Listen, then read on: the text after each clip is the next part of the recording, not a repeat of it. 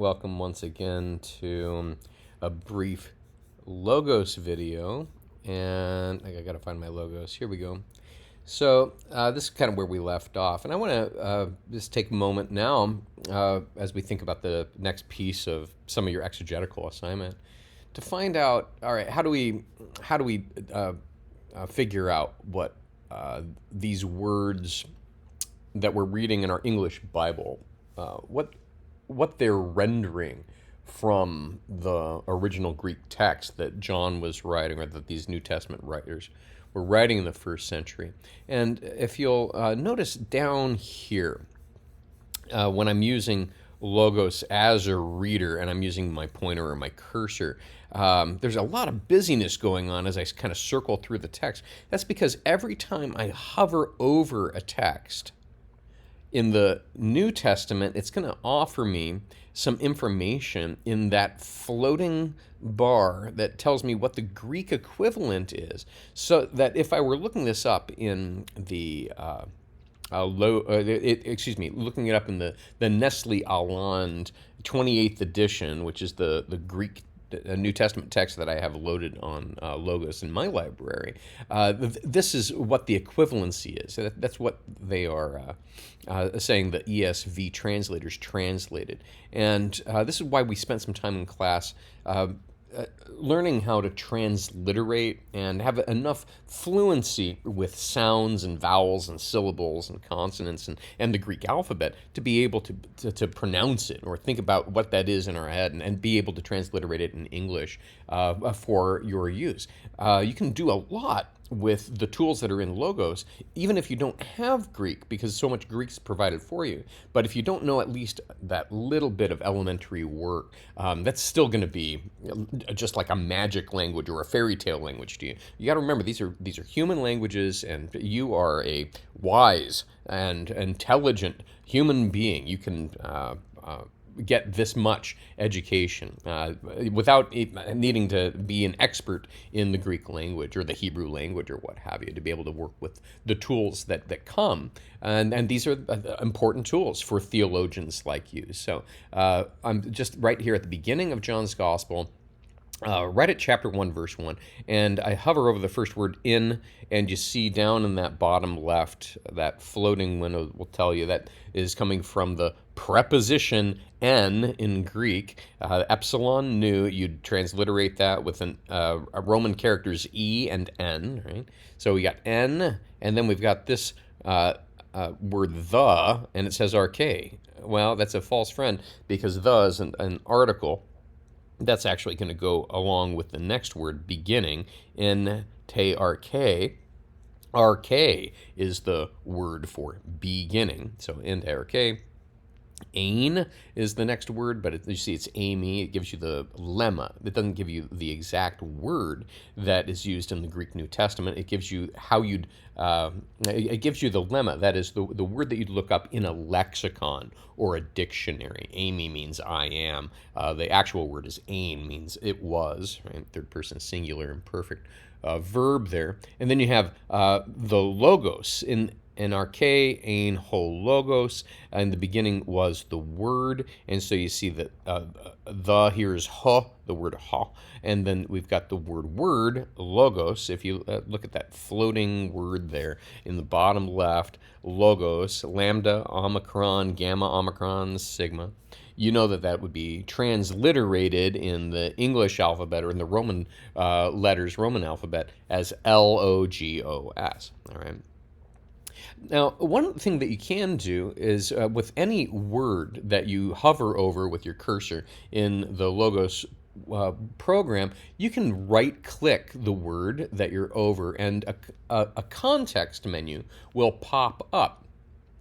And so if for some reason you forget how these letters are meant to be transliterated, or what you're trying to pronounce the word or say that this is what the word is that you're dealing with, this context menu will help you out. I'm going to scroll down here. The selection means word. There's an English translation of it. And then there's a reference Perhaps the program anticipates that I might have clicked this because I want some sort of menu for options about the entire reference, the entire verse 1:1. Here's where the manuscript starts. There's this word logos, and notice it gives you the transliteration right there, Logos. And better than that, it tells you what part of speech it is as well. It's a noun. This is not a verb or a preposition or an interjection. The very next line on the context menu that I got from right-clicking the word that I was hovering over, this is called the lemma. You see the word lemma. And so this is how you'd look up this word in a dictionary or in a lexicon, and it gives you a very brief rendering. This very brief rendering in English, that's called a gloss. Right? So they're saying that if you just need a quick gloss for this, it means word or message. If you actually look this up in a lexicon or a dictionary, you realize there's 31 other definitions that could faithfully translate or render this word in English. It all depends on context, man. Context. That's how you find out what the meaning of a word is. Right? But there are other ways I could look this word up. This is a noun that comes from a root, lego, and that means to say or to tell. And so there's lots of other bits here on the context menu. I'm not going to spend all of my time with them. But as you're looking at the words that you're working with in Logos, and you want to know what word it came from in Greek, Logos makes it extremely easy to do it on the fly if you're just reading. And let's say I come down to chapter 2 and learn about water into wine, and I'm just kind of interested in what the word wine is in Greek. There it is in chapter 2, verse 3, and I can find it right down here in the bottom left, all right? Because as I float over, it says, oh, wine. Oh, yeah, oinos. That's the word for wine. But if I wanted to start doing a study on it, I could right-click it, hover over it, right-click, and then a context menu would open up. It tells me all about its root or the actual lemma. And from here, I could also, notice, do some kind of searching or looking up in my various lexica, or do a powerful word study, a Bible word study a la Logos, or learn a lot of things about wine in the fact book. From here, what I want you to be able to do is do a search. We want to be able to search in a certain kind of search. We're trying to do a search for this word, whatever word we choose. And since we've just chosen wine, why don't we choose wine for this search? We want to do a search in the Bible. And when we do a Bible search on this word, this lemma, we're asking, where does this word, oinos, show up in the Greek New Testament? And so let's ask for a Bible search. If we were in a book with pen and paper, an actual book with covers and a spine, a codex, a copy of a Bible that you could put on your bookshelf, the kind of search we're doing right now would be something called a concordance search. There are exhaustive concordances and frequency concordances. Sometimes you get a small concordance at the back of a study Bible that's arranged alphabetically by English word. You turn to the letter W for wine, and you'd see that your editors for that Bible have done you a service by telling you all the verses where that word wine shows up. Well, that's just what we've done with a click of a button here. So everything that we're doing in Logos could be duplicated with the actual reference works, concordances, dictionaries, lexica, semester after semester of education in foreign languages, all of that. But what we've done is taken all of those tools and mashed them together to make it fast for you to do that. Okay. So what we're doing right here is called a concordance search, asking the question, where does the word wine show up in the Bible? And you notice it started on this analysis search. I want to start over here with the result. This is the report of the inquiry that you just gave this software. The report says, here's all of the times that oinos shows up in the Greek New Testament. And the results of this report are going to be given to me in the English Standard Version. And I'm searching all Bible text.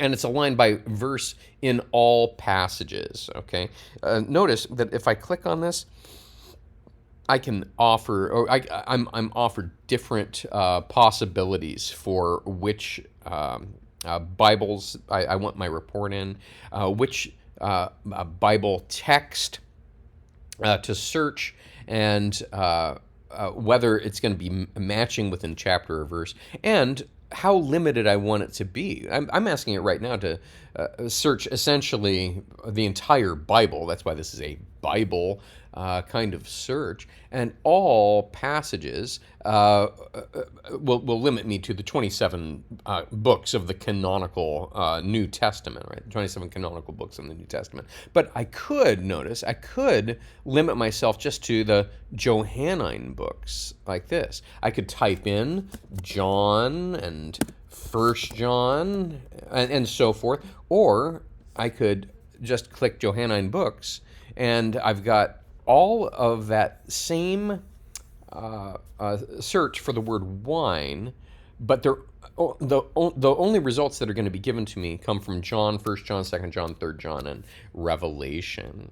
And so I see in John's Gospel that the word wine shows up 14 times in 12 verses. So all the highlights here are the 14 results, and you can just count those verses down from John to Revelation.